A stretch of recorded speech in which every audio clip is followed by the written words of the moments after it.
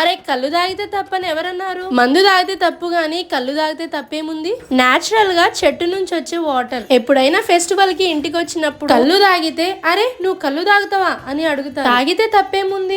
పొద్దున్నే కళ్ళు ఎప్పుడైనా తాగిర్రా? ఈ రోజు ఎలాగైనా కళ్ళు తాగాలని చెప్పి పొద్దున్నే నేను చెల్లె నాన్న కలిసి వెళ్ళాము. దీన్ని రేఖ అంటారు. ఈ రేఖలో ఎప్పుడైనా కళ్ళు తాగారా? దీంట్లో కళ్ళు తాగితే ఆ ఫీలే వేరంట. నేను ఫస్ట్ టైం ట్రై చేసా. ఈ కళ్ళు తాగితే చాలా బెనిఫిట్స్ ఉంటాయి తెలుసా?